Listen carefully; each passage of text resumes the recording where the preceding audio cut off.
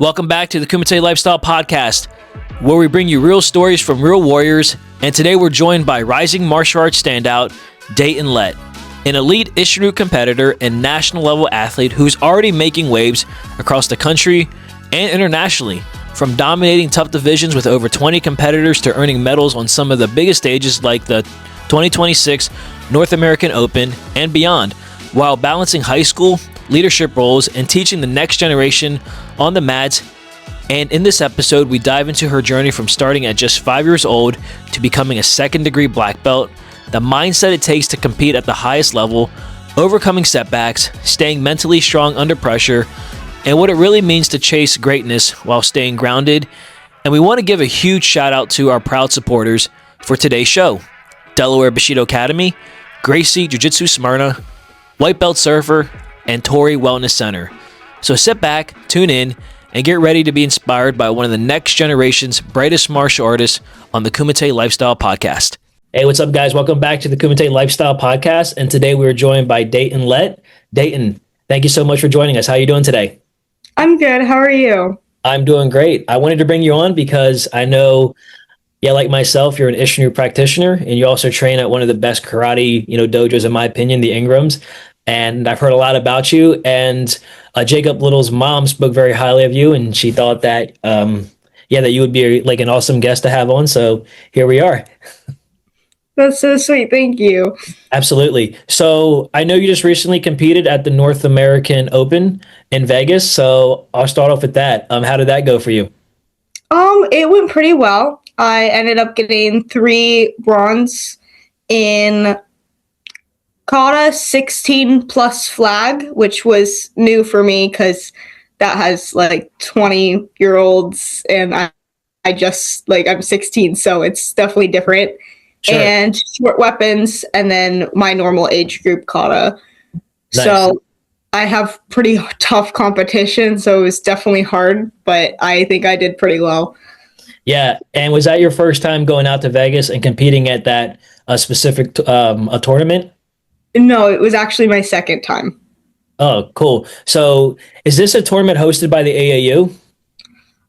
Yes, last year it was hosted by the AAU, but this year it was hosted by the AAU, WKF, and North American Open. Nice. And if you can recall, how many competitors overall, came to this tournament? A lot.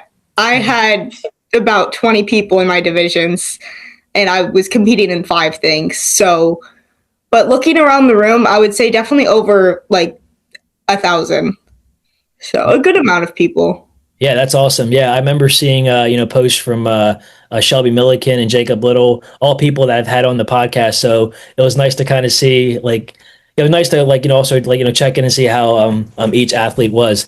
Yeah, so it's pretty it's pretty cool. Yeah, it's been a while since I've done AAU. I was on the US team back in 2010, and the Ingrams, they really helped me out. So I'm from Delaware, and I would travel there for I think 2 weeks at a time, and they would let me stay at their house. And I trained with probably folks. I mean, I'm not sure when you started karate, but I don't think most of the folks that I trained with aren't training anymore, unfortunately. So, and I had John and Cindy on the podcast, and they were saying every 10 years, they kind of get a new team. And so I guess you're the present crew. So pretty much. Yeah. Yeah. So let's go back in time, Daetyn. So when did you start your martial arts journey? And I don't want to assume that Isshinryu was your first style, but if it is, that's obviously amazing. And when you started, was it something that you wanted to do, or was it something that your parents wanted to get you in? Yeah, so basically I moved to Florida from North Carolina when I was 5 years old, right when I turned 5. So before, when I lived in North Carolina, I did every sport possible. And I don't know why, but I just did. My parents put me in everything, and I wanted to do everything. I was a very outgoing kid. Sure. And so I moved here, and I was I want to do martial arts. So we looked at a bunch of different places, but I walked into the Newport Richey location of Ingram's, and that's just where I felt fit. So I started just when I turned 5. Nice. And it's been something that you've done, obviously, ever since. Yeah. Very cool. So I'm looking in your room or your background. Are those all the medals that you've won over the years through karate?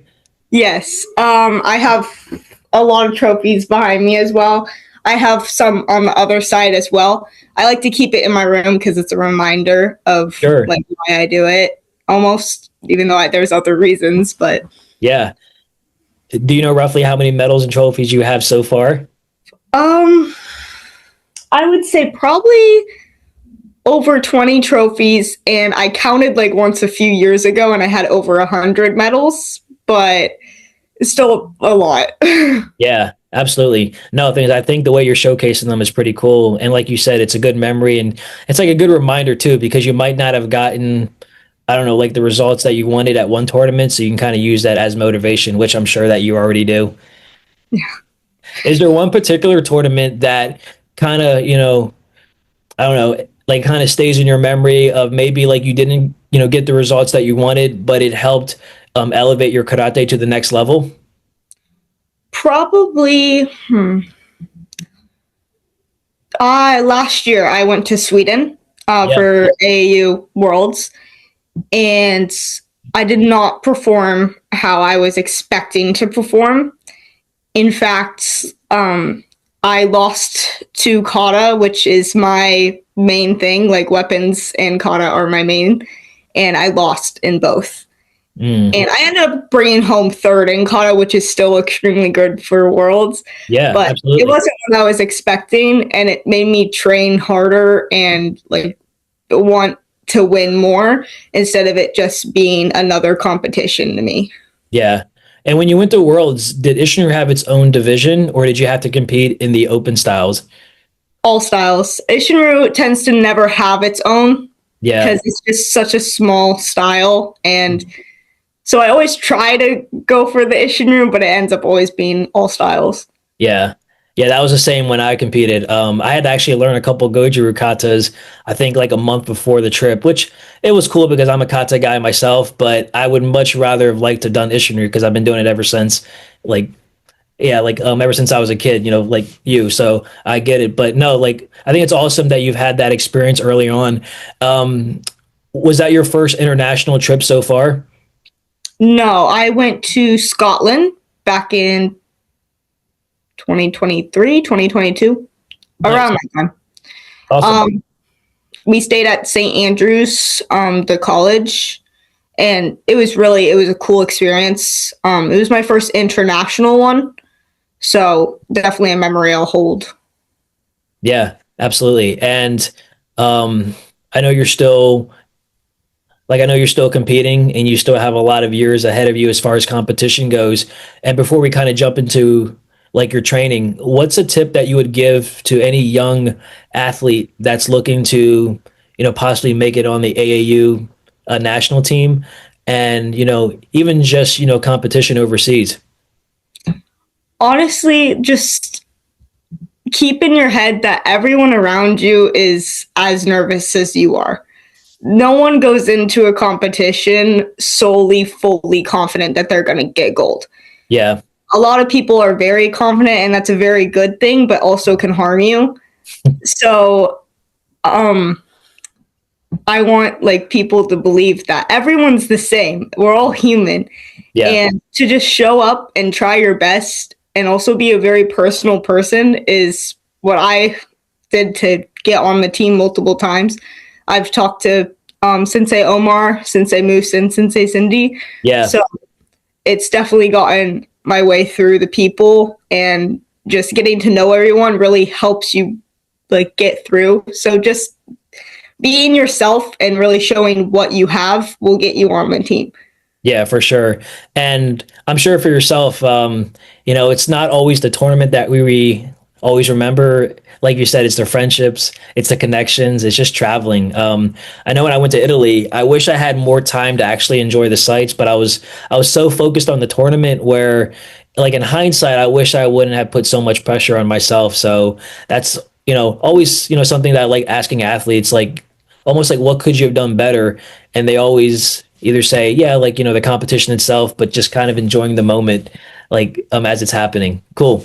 So now know that you're an amazing competitor and you have some overseas experience, and your medals in your room, like, can show for that. Let's talk about like a typical day in your life. So I would assume like you're obviously in high school. So how do you balance being a high school student while still balancing, that full-time karate schedule?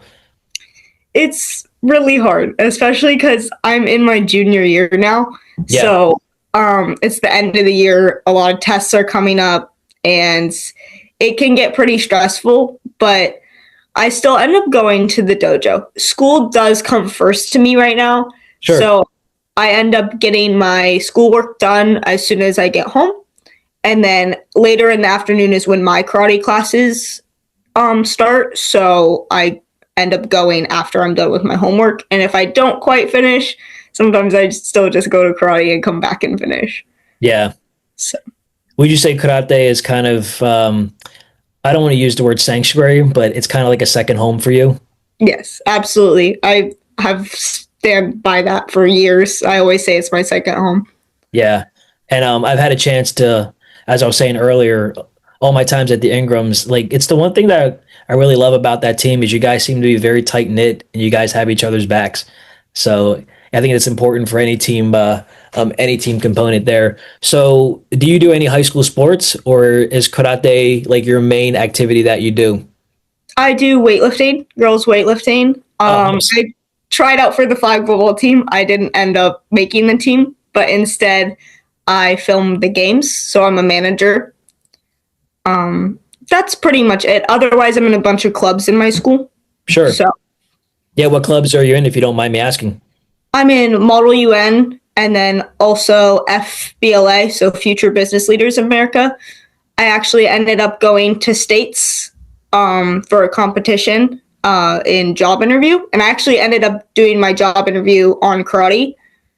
So they got to ask me a bunch of questions about that, and it was really easy. And I Sure. ended up getting first at states, and I'm going to be going to nationals. So Awesome. that's a pretty big deal. Yeah, absolutely. And when is nationals for you? Right before karate nationals. Oh, the So AAU? yeah, in July. Man, so such a busy life, like Yeah. you have. So I always like asking this too. And I asked Sensei John and Cindy this: how do you find time for like just you? Because I know you're in school and karate, and I'm sure, and obviously things I know you have a social life. But is that something that you still find hard to balance, or like does the social life come pretty natural for you? Um, when I was a kid, it really came natural for me. When I hit middle school, early high school, it became harder just because the groups of people are a lot different. And then I just was trying to find myself. But Yeah, throughout this year, I've gotten to become very more sociable and find my group of people instead of just wanting to be friends with absolutely everyone. I'm friends with the right people. absolutely. And So I'm sure the most of your good friends all do karate anyways, so it's kind of yeah. right there. Um, I want to kind of go back now. So I know we touched on your competition and your international experience, but not to get too far ahead, I would like to kind of also go back when you mentioned about first starting. So I know the Ingrams have a very well, tight knit competition team, and was was competing something that you wanted to do early on, Daetyn? Was it something that maybe your parents encouraged? Did you ever feel pressured to compete?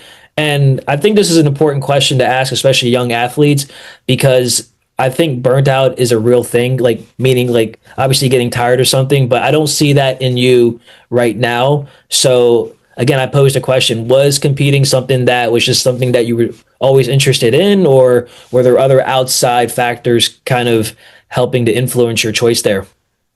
I actually started competing when I was 6. So right after I joined, I saw a flyer posted up and it was like competition team. And I was an extremely competitive kid. Sure. I wanted to win everything. And so I saw that and I was like, Mom, I want to join. And she put me in and then that just started. I've had my moments where I've been burnt out or bored, but Yeah. it always comes back like the next tournament as soon as I step on the mat. So it doesn't last for a long time. hmm And Do you remember how you did your very first tournament? Yes, I remember very clearly actually. It was at in Orlando in a hotel, and I got second, and I was not happy about that. And I actually ended up throwing a fit, and my mom pulled me behind a curtain and was like, "No, you're not doing that." And I've never been upset on the mat. I've been upset outside of the mat if I Yeah. lose, never on the mat ever since then. But I remember very clearly I did not want this gray medal. That's what I called it. Yeah. Yeah, so it's pretty cool. So your first tournament, you realized earlier on that winning, the gold was something that you wanted to obviously aspire to. And kudos to your mom because my mom was, very similar. You like whether you lost or you won, you always like, kept your composure. And that can be tough early on, but it's cool that you got that foundation. And of course, it kind of followed suit. So how many tournaments, and maybe this is kind of a rough estimate, but how many tournaments do you do roughly a year? Excuse me. Oof. I mean, there's about six like state tournaments every year, and then I do multiple on top of that. So, for example, this year I went to the Bull Moose tournament, Yeah. then NAO, and I went to something else. I don't remember, but so more than I would say, more than seven or more every year. Nice. So with those tournaments that you have on your calendar, what does a preparation look like for you? So I know you train, pretty regularly and consistently. So when you're in tournament season, and let's say you have nationals coming up in a couple of months, which I know that's the case, does your training change a little bit? Do you put like more time in on the mat as, certain tournaments come up, or do you stay pretty consistent year round?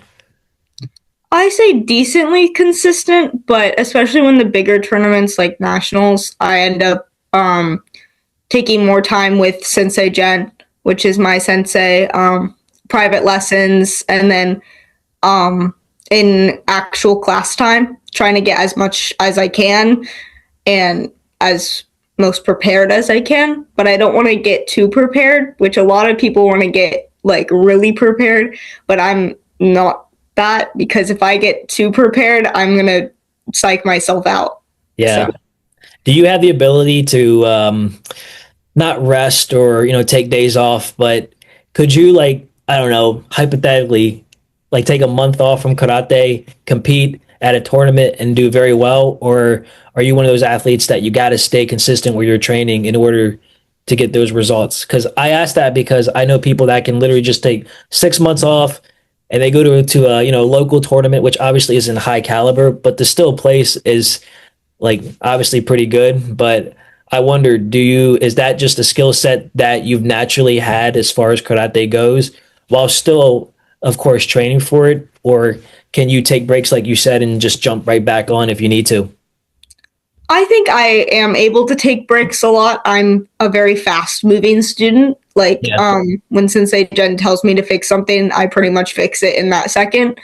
So I'm able to move pretty quickly, but at the same time, I don't want to ever stop training and then just jump right in because that will stress me out. Yeah. And I got to ask, and just give me the most honest answer that you can. When your coaches are giving you any type of critique, or maybe even a teammate, do you take critique well, or sometimes is it hard to like, kind of shut up and listen, if you will? I take it well, especially when it's someone older than me or a Sure. higher rank. But if it's coming from someone that is younger than me or a lower rank, sometimes I'm just like, okay, I might know a little bit more than you. So yeah, I don't know if you're 100% correct, but I don't like just push it away. I always take it to heart and look more into it. Sure. Yeah, absolutely. And I figured that was the mindset. I just wanted to ask because I asked Jacob that too, and he had a very, very similar answer. Um, what's it like training with, other, athletes in your own dojo that are aspiring to be, great, or if, have done, the same, if not more than you? Like, does it ever get pretty competitive, or do you feel like, oh, it's just like, this person can make me better, or like, Like, how do you feel in that type of environment sometimes? It can get competitive. Honestly, like me and Jacob, we Yeah. can get competitive sometimes. I remember a few years ago, like we went up 1-on-1 and I really, really wanted to win. And I just forgot that I even knew him in that moment. Yeah. So it could get competitive, but at the end of the day, we all still are like good friends. I would like to believe at least. So, Yeah. but it's never gotten like really heated or anything. We've always stayed close and give each other feedback or beat each other every once in a while. Yeah. So I want to kind of flash forward a little bit. Well, actually go back in time. So the first time that I saw you, and I want the viewers to know this, was at one of the Isshinryu Hall of Fame tournaments that we're also going to be going to again here in July. But I think I told you it was 2022. And my instructor, Howard Steele, he was one of your judges, and I was in the ring next to you, and I was getting ready to compete, and he said, bro, like there's this chick from not chick but there's this young female from Ingram's that I want you to watch. So I remember watching you do your kata, and I'm not sure how old you were. I mean, obviously you were a lot younger, but I remember watching you win the grand champion. I was like, wow. So like it was cool to see that the Ingrams, I mean, they've always been top notch, but just to see like that level of consistency every year, like you guys just seem to be getting better. So um I thought that was pretty cool to watch. At the Hall of Fame, and I asked Shelby this too, Shelby Milliken, when you guys go from AAU to, let's say, the Hall of Fame, I know those rule sets are a little bit different sometimes. Well, do you fight at the Hall of Fame tournament? I did, and I most likely will. Nice. Do you ever have trouble like adjusting to the rule sets when it comes to certain tournaments? Yes, absolutely. So as a It's fighting. Yeah, yeah. So like as a competitor, right? As a champion competitor, how do you kind of shift your mindset where it's like, okay, like I'm not used to this rule set, but I'm here anyway, so I'm gonna make the most of it. Is that an easy switch for you? Or like what do you tell yourself in the moment, as an athlete to kind of keep yourself, I guess, motivated? Yeah, as I said before, I'm a pretty fast like fixer or learner, so I always try to figure out the rules as soon as I can. Like the last time in 2022, I wasn't sure if I could use a certain Sai kata, and so I was running around asking people like hours before I competed just Yeah. to figure it out, and I was able to figure it out and that calmed me down. But for fighting specifically, it's harder for me because that's my least favorite thing. But I still do it. Yeah. And I, again, try to figure out the rules from either Sensei Jen or Sensei John and Cindy. And it ends up just bringing me into that mindset of, okay, this is this tournament, not the other ones. And I'm able to switch pretty quickly.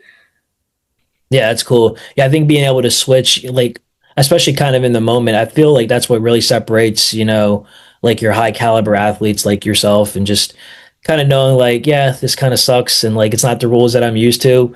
And I get it because like I watch you guys compete AAU. I've done AAU myself, and then going to like tournaments where the fighting is kind of all over the room, if you will. It's kind of hard to make that adjustment. So no, I think it's a good mindset that you can adjust, yeah, pretty early on. Dayton, do you teach or do you help instruct at the dojo? And if you do, Yes. what is that? Okay, awesome. So, like, what classes do you teach, and how much exposure do you get to, coaching and teaching the next generation? So I actually started teaching when I was 11. So I've been teaching for a long time now. I Nice. started doing Wednesdays and Thursdays, but then as I got older, I needed to cut off Thursdays. So now I just work on Wednesdays and I do dragons, which are 3 to 5 year olds, and then brown belts. So more higher up, and then beginners. So I teach about all levels, Yeah. and obviously I cover for people as well if they need. So I've covered for Jacob before, and so I've teach pretty much all the belt levels, and most of the kids know me, and I know the kids. Yeah. What's your favorite class to teach? Do you enjoy teaching the kids? The dragons.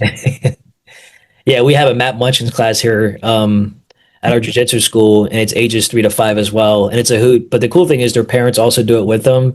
So it's just nice to kind of see that progression. But yeah, it used to be my least favorite, but I've learned as an instructor to kind of lower the expectation, especially when it comes to kids, because I can't expect a kid to act like you, who's like 16 and polished already, where, like a 3-year-old, like I can't be mad if they're not going to sit still. So what are some of the challenges earlier on that you've had to kind of learn as an instructor, like whether it's teaching kids or maybe even like some of your peers?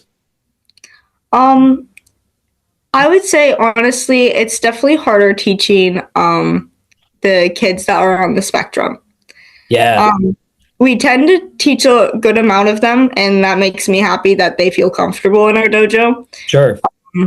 It's definitely harder because they can't focus as much as some other kids, but I've always tend to have a good like handle on them, and they seem to listen to me pretty well. Obviously, there are some moments, and it's pretty hard. For example, we have this one kid, and he would just like run all the time, and like there would be private lessons going on, so weapons swinging, and we would have to go like chase him down. And I was always so worried that like the parent was gonna think like, Yeah, what is this 16-year-old doing with my kid? yeah, But everyone's just so understanding, and I think it's definitely hard, but I'm able to work through it as well as all of our other instructors, which I think is a really good quality. yeah.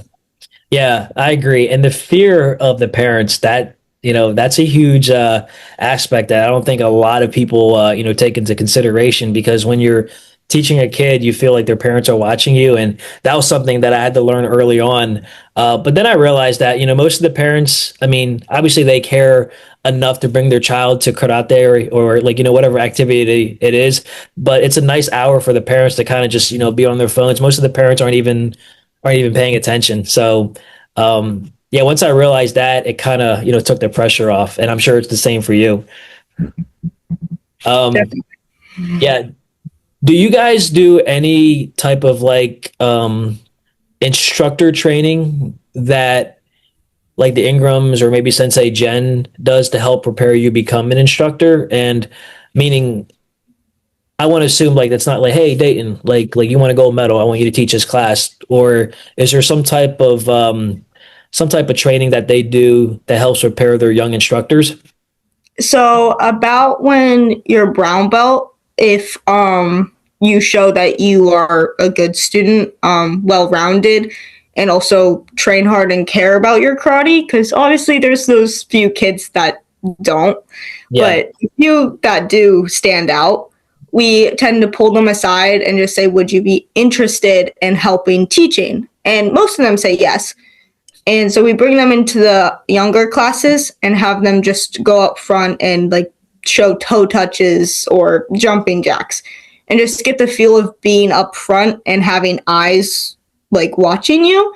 yeah, And then slowly we integrate them into telling them what to fix for certain belt levels. Because obviously, a white belt, we're not going to tell them like the most advanced thing. sure. So I don't want them telling them what they learned as a brown belt to a white belt because Yeah, that's just not their skill level yet. yeah, We slowly bring them up, and then once they're ready and we can see them like really progressing, then Sensei Jen will talk to them. that's cool. So Sensei Jen is pretty hands-on and she's pretty much involved with your development as an Yes. instructor. That's cool. And do you get to teach alongside Sensei Jen, or It's gone from where it was always next to her, but I've gotten old enough now, and I would say good enough now where she trusts me enough. So I've led classes on my own, but also there always has to be an adult present because legal reasons. yeah, So, but one of our other instructors, Jaden, she is 19, 19. So she's always in there on Wednesdays. Me and her teach together. that's cool. Do you have a do you have like a funny story of teaching moment where maybe you're teaching a kid, because you mentioned about the kid like running around going crazy, and I don't know, maybe for you that was maybe not a funny moment, but like a moment where like it stood out. But I'm just curious because since you have such a because you're already teaching now, have you ever experienced something that was like a profound moment teaching that like you'll like I don't know, probably never forget? Yeah, actually, this was pretty recent. There's this one girl, and she's super shy, Yeah. and she just can't ever remember her kata. And I'm an extreme kata person. Like, I've always loved kata. So I always help her. Like, we take people to the side and like show them step by step, like always when they're learning. Yeah. And I've always seen that she was having trouble with all of her katas. She's a brown belt now. And the other day, like me and her were working on it, and I just remember her getting through Su all by herself and didn't Nice. need my help. And that was like so like happy for me because I was like, finally, like she did it. I'm so proud of her. And I told her that. And I was like, that was the best kata I've ever seen you do. Because it was not only what did she remember it, she like worked to remember it, and she did technical things too, which is something that I don't think even I did. And most of the kids don't do. So just seeing her do that and really progress, like really just like got to me. And I told her that, and just her face, she was like, really? And I Yeah. was, yeah. And she was so happy. And I'm sad because testing happened. And so now she's a first degree, I think, first degree brown belt. Yeah.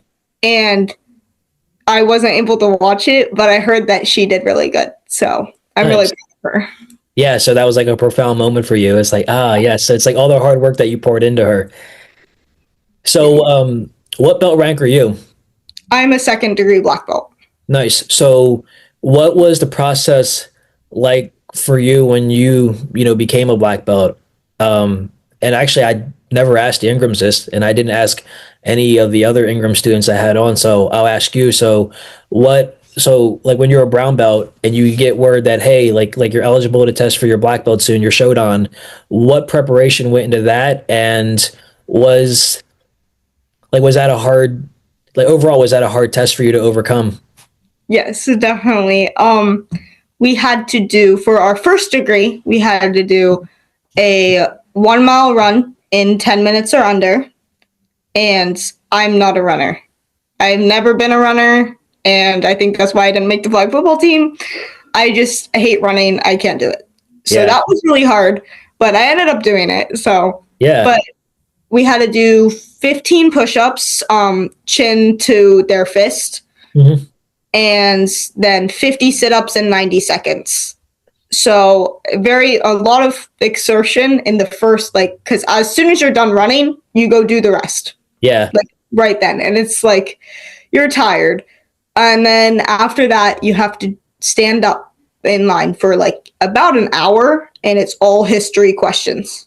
Mm. So it's difficult, and a lot of people mess up, but like it's okay. We don't like No one's perfect at it. it, Yeah. like no one's Yeah. perfect, and it's Yeah. okay. Like no one's ever gotten all of the questions wrong because we wouldn't be testing them if they didn't know anything. Yeah. So, but yeah, and then at the end, the very end, we have to do sparring, and it's 5 minutes, and you swap out instructors. So you have to fight adults, and it's I remember because of course now like I'm one of the instructors, so it doesn't seem like as scary, Yeah. but I had to fight like these big people, and I was little, I was tiny, and it was so horrifying. I ended up like crying, but I was okay. Yeah. And then we had to do a board break. We don't end up doing that anymore, but I struggled the most on that because I was just so tired. But Mm. everyone cheered for me, Sure. and that made me like really happy because just the support, and that made me able to do it. Yeah. And when you tested, were you alone with it, or were there other people also testing with you as well? Other people, there was a lot of other people. So we do about 2 black belt testings every year, Okay. and there's I would say probably like 10 or more every time.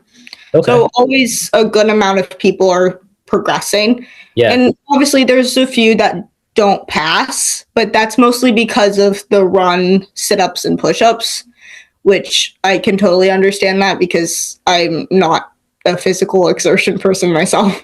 Yeah. So, So when someone doesn't pass, obviously that, is unfortunate, and, whether, and it can suck because like you feel for that student, because especially someone that you've worked with and you kind of helped guide along. But when someone doesn't pass at your dojo, typically do they end up quitting, or like do they still get motivated to stay and try it again?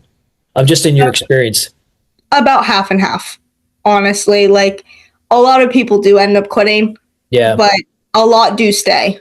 Like at this past black belt testing, someone ended up not making the sit-ups, I think. No, it was the push-ups.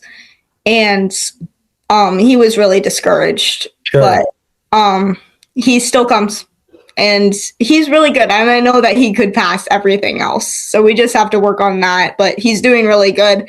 So there's definitely a handful of each. It just matters what their mindset is afterwards. Yeah. And how much do you guys do like a pre-test, or so I guess what I'm asking is how much time like leading up to the actual test does each candidate get? Is it like 6 months? Is it a year? Or is it, you know what I mean? Yeah, it's about 6 months in advance. We let them a little bit before, like right after the previous black belt testing, we tell the next group like who we're looking at. Yeah. And then about 6 months prior, we give them like the paper and stuff, and then we start their training. Nice. So And we then, have like during the black brown belt class, we pull the candidates aside and do their stuff specifically, and the rest of the class is doing their own stuff. So okay. they have individual practice. If they want to have private lessons, we're always like open to that, but they'll have their class time too. Yeah. So you feel like 6 months is more than enough. And as long as they're doing what they need to do, there's no reason why they should not pass. Yeah. Cool. Yeah. And I think that's pretty standard. For like other other folks I've talked to from other dojos, I think 6 months to a year, and it's like for any belt test, especially black belt. So once you got your black belt, right? Did anything change for you as far as like was that, obviously it's a goal, and I know it's just a belt that goes around your waist, as they say, but did you feel like you achieved a good milestone? Yeah. I got a lot more confident. Yeah, Actually, the night of my black belt testing, I slept with my belt. it's okay. Um, I did too. So like I yeah. totally get it. Yeah. It was a huge milestone for me because just achieving that much meant a lot, especially because in every other sport I just quit because I didn't like it. But I really liked this one, and I was able to do that. So it really proved to me that when I put my mind to it, I can do it. Yeah. And that's really with anything. If you just put your mind to it, you're able to do it, even if it's hard. And Yeah. it may take multiple tries, and that's what some people have to realize. Yep. And I appreciate you being vulnerable, and also talking about that, the physical part of the test, wasn't easy. So when you were able to overcome that, I think, you know, I think you earned that black belt. It meant a lot more because you had to definitely work for it. And Yeah. now, yeah, and like now when you help prepare other students, and you said so yourself, when you see other students kind of struggling in one specific area of the test, you can relate to that. So yeah, I think as instructors, yeah, like one thing that I never understood, Dayton, is when people get their black belts, they just end up quitting. It's like you did all that just to quit. I feel black belt is when your journey actually starts beginning, and I know you being a huge competitor, so you got your black belt, and I again think I don't want to assume, but were you already competing as a black belt when you were doing the AAU or most tournaments, or when you got your black belt, was that when you like officially moved up to that advanced division? A little bit before, we did say that I was a black belt competing in the black belt division, Yeah. um, but not too long before. It was just if I was testing in the middle of the season, then they just moved me up. But if I wasn't, then they would wait. Okay. Yeah, it makes sense. And then okay, so when you got your black belt now and you're actually competing with other black belts, whether they've been seasoned or just rookie black belts, how did that was that a tough adjustment as far as the level of competition, or would you say the level of competition was already good at brown belt? My level of competition honestly has been hard throughout my entire, like, ever since I was 6. Like, it has always been hard, and a lot of people around me have had it easy, and I don't want to say that, but it's true. Some of them have had It's no true. Yeah, competition. yeah. Like, I've they seen just, it. Trust me. yeah. I know exactly what you're talking about. A gold. And I have like 20 people in my division, and I have to work and work. So it's definitely really hard sometimes, but when it turned to black belt, there wasn't too much of a difference. There was a little bit in the just advancedness, but I think I really put my heart and soul into it, so I was just about there. Sure. So, Who are some of your biggest competitors or maybe rivals that you compete when you're at the nationals, or maybe even the recent one that you went out in Vegas? Because you said it was AAU run, so I'm curious. Do you see the same competitors every year? And okay, so is there anyone like specific that always gives you a good match, or like okay, like this person's in my division, so I know it's going to be like it's going to be hard going for the grand champion. yes, I have multiple people in mind. There's this one girl, her name's Addie, and she's like trained in everything. Like, genuinely, I think she does every single type of karate there is. And she is just so good, like, so good. And short weapons and kata, and that's pretty much what she does. She specializes in that, and Yeah. it's rough. It's rough, but I never go in thinking that I'm gonna lose, Yeah. because then I'm just gonna lose. So I That's the actually mindset. have beat her before, Yeah. which has been like a giant milestone for me, because I was like, oh wait, okay. Yeah. And a lot of people were shocked too, because she wins everything all the time. So I was like, oh, now I'm that person. And it's gone back to her. At the recent tournament, she won 2 gold medals. Mhm. So she's super good, and I've always like looked up to her. Even though she's my age, she went to Sweden as well, so she's been in my nationals division, worlds competition. Yeah. So anything where states combine, she's usually there. Yeah. Are you guys pretty tight on the national team? So I know there's a lot of athletes that comprise of the AAU national team, but would you say overall it's a pretty tight knit group? Especially with social media and how you guys can stay connected, or is Yeah. there kind of like a rivalry, like even when you guys are together? Um, Definitely, I think most of us are tight. At the same time, there is a lot of drama, Well, especially always. because there's boys and girls. Yeah. So a lot of that can happen, but I think like everyone's still pretty close. Like, I don't dislike anyone on the team. Yeah. Some of them make me mad, 100%, but I don't show that, because I'm not gonna go up and tell them that they make me mad. Yeah. But if they do something wrong, I'll call them out on it. But Oh um, no. we all have each other's back, and at the end of the day, so it's not anything like yelling at each other or fighting outside of the ring. It's all just teenage drama. Yeah, it makes sense. So what are your goals for I guess not goals for karate, because obviously then you're still competing and you're still elevating to the next level. Do you see yourself in the Olympics one day? Is that ever something that you've ever considered? Because I know there's the AAU and the NKF, and I've spoken to athletes on both sides, and I feel like and again, for those watching, karate was in the Olympics in 2020, but it's not an official Olympic sport, which I think is absolutely like cruel to the sport of karate, because I think it should be.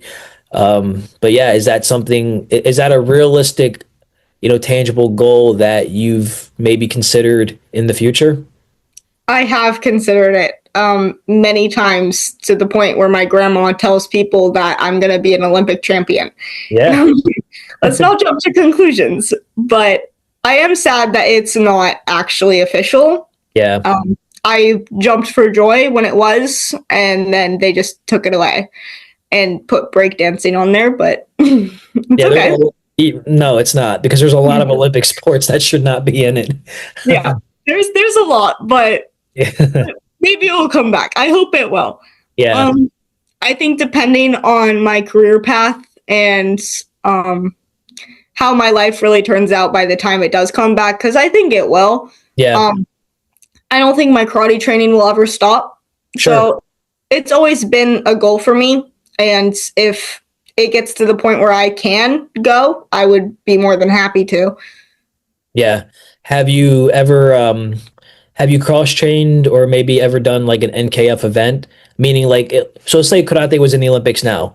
What changes, I mean, aside from AAU, because that's the thing that is, I think like that was tough for me like when I was doing both, was like I had to pick one or the other, but like if you want to go the Olympic route, then you have to choose NKF. But there's a lot of great AAU athletes that I think personally Daetyn would do amazing if they, made that like made that switch. So have you ever done any NKF events before, or maybe like training workshops? I have not actually. I want to, but it's not something that my personal sensei wants me doing. Mm. And I can see her perspective on it. A lot of the time, I want to just go do it. But at the same time, she's been with me since I was 5, so I'm not going to go like behind her back and do something she doesn't want me to do. Yeah. There's one kid in my dojo that does NKF, and I think he's doing pretty good. Mikey? Yeah, it was Mikey, but there's another kid, Jay. I don't know if you know him. He just joined, so. I don't think so. Yeah, Mikey was a big one. I knew Mikey. He's a beast. So. I saw him compete at the IHOF the same year you won. Yeah. Mikey and me used to be friends. I don't talk to him anymore, though. Yeah. Yeah, I think I saw him randomly on Instagram, so it's been nice to, kind of, go down memory lane with each athlete that I talk to. And I was looking up, potential athletes that I want to bring on to the podcast. And, if they're Isshinryu, Isshinryu has it's number one to me. So like obviously with you being Isshinryu and AAU and Ingram's, it was like a no brainer. But I saw Mikey's profile come up. I said, dang, like this kid's really gone far. And then I realized he wasn't even training with Ingram's anymore. So I didn't want to like I wasn't sure what happened there. So it's all good. I think he's doing what he loves, and that's the most important thing at the end of the day. Yeah, he seems like he's really enjoying it. So yeah, and who knows, Daetyn? Maybe down the road when karate becomes an official Olympic sport again, maybe it's just a conversation that you just have with Sensei Jen and say, hey, this is my goal, but I don't want it to take away from what I already have here, And again, I'm just kind of speaking out loud. So no, yeah.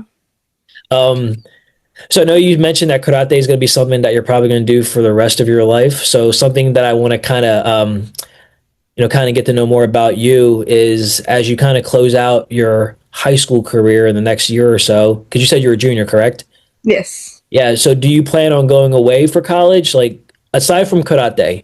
And again, I don't want to be negative in a sense where, karate is good, and I'm blessed to be able to do martial arts full time, but I know that's not the case for most people. So I don't want to say like what's your backup plan, but if you do decide to go to college as well as karate, what else like would you try to pursue like in your early adult life on top of karate, of course?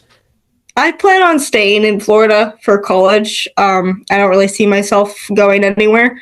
Now, there is a school in Tennessee that has Isshinryu karate, which is Bryant rare. College. Yeah. Yeah. Also Knoxville. Tennessee, Knoxville. Really?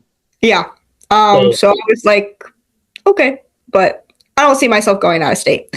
Yeah. But it's been a dream for me a few years now to be a criminal psychologist. Sick. Cool.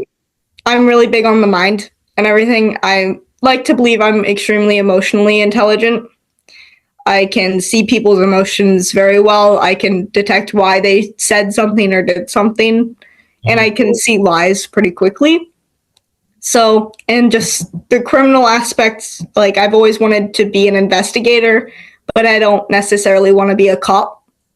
Yeah. So I want to mostly go into the psychopath part because that's really interesting to me. It also can be very hard, but I've always tend to push through hard things. So Yeah, absolutely. Yeah, especially hearing about your black belt test, right? yeah. It's a stamp saying that you can really do anything, you know. I think that's amazing.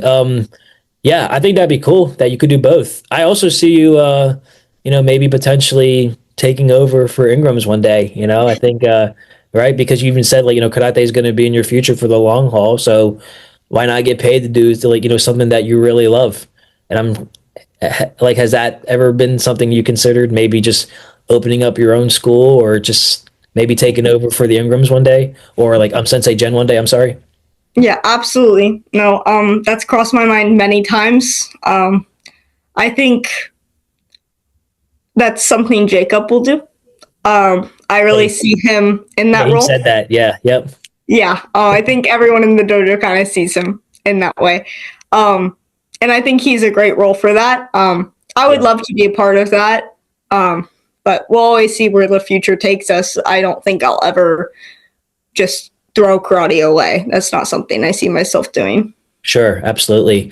Yeah, the one advice, or I guess one tip that I would, share with you, and I shared it with Jacob, is, if you do decide to go down that route, and obviously you spoke about college and, the other interest is get that degree, because you got to have a backup plan. Because my first instructor, Master Rigby, who's still my instructor now, he was fortunate to be able to teach for like 50 years, but I know like that was his only means of income, and he thrived as a martial artist. So, and I'm so glad that he did. But I know folks that have tried to open up schools, and not just karate, but jujitsu schools, but they don't have a backup plan or a fallback plan. And I think that's the worst way to kind of go about it. I mean, it's great to think that your business is going to succeed, but I mean, yeah, karate is great, but if you don't have students, it's kind of hard to, pay the bills. So Yeah. that's cool. So Daetyn, it's been great. I'm having this amazing talk with you. What's next for you this year? So I know we talked about the Hall of Fame, and maybe you kind of already specified it, so forgive me. But again, just for the viewership, what are some of the next goals that you have, lined up for the rest of 2026? Most likely going to Romania for Worlds. Sick. Yeah. Yeah. Yep. I actually already ended up going to Romania 2025 technically, but December. It was the Transylvania World Cup, and the 6 people in the nation got picked. I was one. Someone else from Ingram's Lane, he was picked as well. He's from the Hudson location. He's from Keandra's location, I believe. Yeah. Yeah. Hold on. So how did you get picked for that? If it's just 6, because I think that's so dope, like I didn't realize there was only 6 people. Yeah, absolutely no clue. Sensei Cindy got a call from Sensei Omar, and he was just, I want Daetyn on the team. And then it just got to Sensei Jen, and then Sensei Jen called my mom, and then my mom told me. So I really don't know what the picking process was, but I heard that news and I was ecstatic because I was like 6 people in the nation, or like, me. But I got picked and I did really well. I actually ended up getting first and second.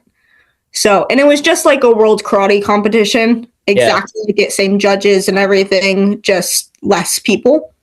So it was a really cool experience. So I would like to go back to Romania because I liked it. But who were the other 6 athletes? So Lane was one of them. Yeah. Because I think I saw a picture. Was Abby on that team? Abby feedback, yes. Yeah, she's a beast. Yeah. Yes. A girl named Vivian. Yep. Okay. Yeah. So like I know exactly what trip you're talking about because I saw a little on Instagram. Sorry, not to cut you off. No, yeah. And a few other guys. I can't remember their names, but everyone got pretty like close, I would say. Like I saw them at the recent tournament and I got to talk to them a little bit. So it's cool seeing like new faces, and they're pretty much all new faces. So. Yeah.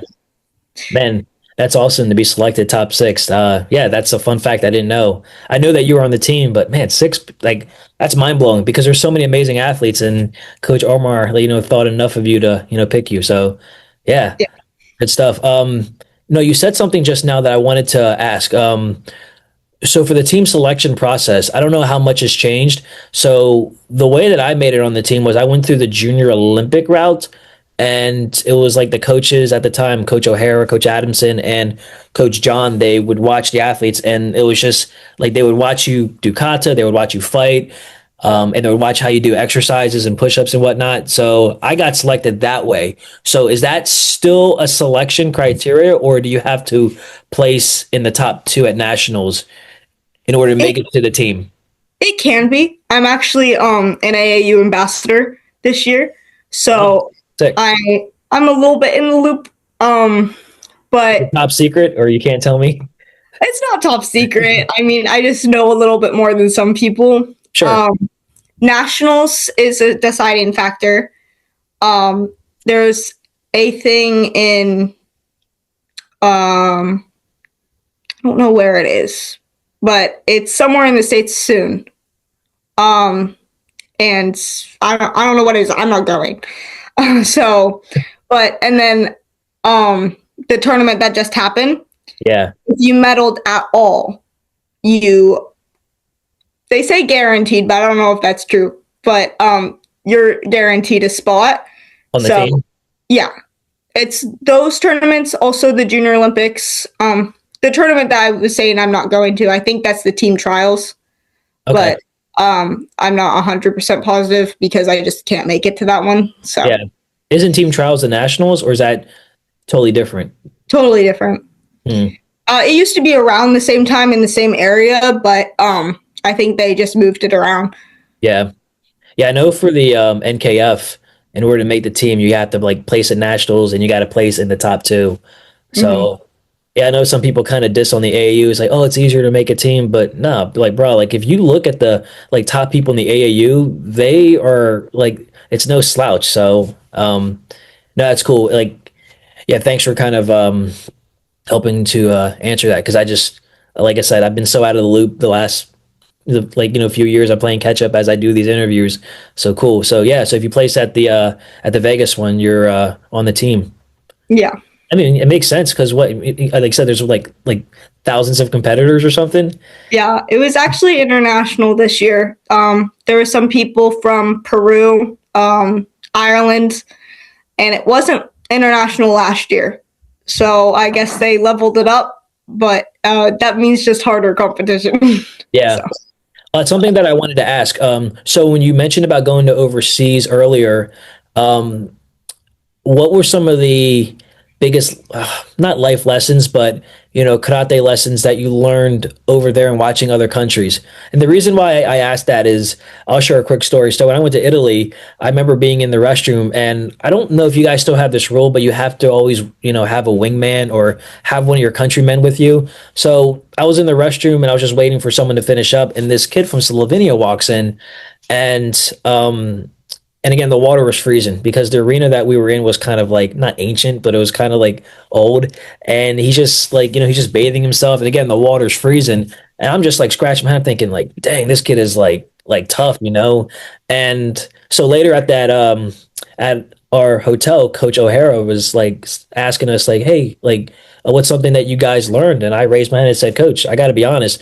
I learned a lot from watching obviously our team, but I saw this kid from Slovenia just go into the bathroom and just start bathing, and like he didn't even care that I was in the room. And something that I left was like Coach O'Hara said, yeah, that kid was living on the bus, and that was probably the first time he showered. And I said, dang. So I learned earlier on that Americans like were so spoiled, and like some of these other countries are just fighting just to get a chance to compete, where we have our iPhones, we have all these luxuries that these other countries dream of. So for me, that's what I took away. So I'm fascinated to hear like what were some of your key takeaways at some of those big international events. honestly, sportsmanship. There's some countries that don't have great sportsmanship, Sure. and there's some that have amazing sportsmanship, like way better than America. Really? but America has great sportsmanship, I like to believe. Yeah. And it's just cool seeing how all the other countries treat each other. And especially because I don't understand any of their languages, so it's a little hard. And some of them just sound mean, but maybe they're being super nice. Yeah. Um, but it's definitely cool to see how many people get angry when they lose and how many people are like, okay, I'm going to try and better next time when they Yeah. lose. Yeah. Yeah, it's interesting. Yeah, it's just yeah, because everyone's fighting for something different, and I think I had one guest on, and she was on the NKF team, and she was telling me that other countries they're fighting for scholarships. So like they're literally trying to take off the Americans' head, basically almost try to kill us, basically. So uh, um, yeah. So Dayton, I would like to close this off, and before we do, I just want to thank you for being on. It was great to hear, more about your martial arts story. I know it's kind of fast-winded, so forgive me if I was asking questions pretty fast, but you answered them pretty well. And the thing that I learned about you, Dayton, is just your perseverance and not giving up. Again, I don't like this is my first time ever interacting with you, but outside looking in, if I were to look, let's say, at your Instagram or like all the pictures that you sent with your medals, it's easy to be like, yeah, like obviously she's good because she hasn't made this or that. And again, I'm just not me saying that, but like, someone that's never trained, but to hear about, your almost your vulnerabilities and not being good at certain things and, not letting that stop you. I think like yeah, I think that's amazing to hear. And that's the stories that I love to hear on these podcasts because I'm not worried about medals, this or that. I want to know like what makes you you. And I learned a lot, yeah, from you just now. And of course, your future goals and hopefully, karate is something that, that you get to do for the rest of your life. And I definitely see that in your future. So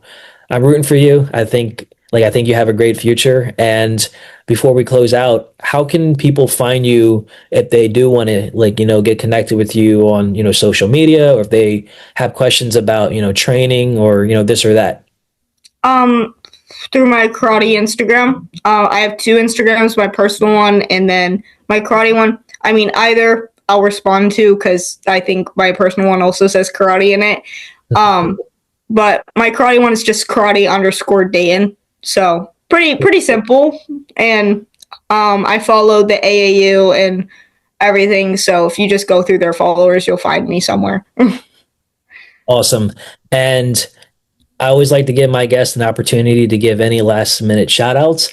And maybe your list is long, which I totally respect. But if you could give like a 60-second shout out to anyone in the world, your parents or your coaches or whoever, who would you like to thank right now?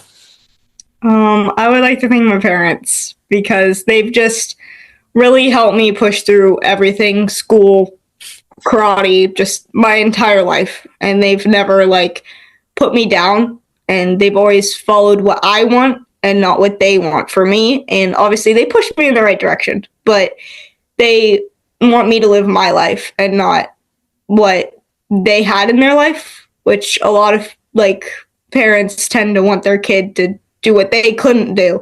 Yeah. And my parents want me to live my life, and that's something that I always thank them for. Yeah. That's awesome. So hats off to your parents and yeah, like also thank them for, trusting me, of having you on this platform. And yeah, I'm excited to see what you do for the rest of this year. I'm also looking forward to seeing you at the Hall of Fame. And I know that you're going to do well. And I'll have to send you out a hoodie. So things I'd love to have you rock out the Kumite lifestyle hoodie or shirt, whatever you, choose. But yeah, Daetyn, this has been an amazing conversation. I thank you for your time because time's the one thing we can't get back. And I appreciate you spending it on the Kumite Lifestyle podcast. Yes, enjoy the rest of your evening, and I look forward to seeing all your success down the road. Yeah, of course. Thank you so much. Yep.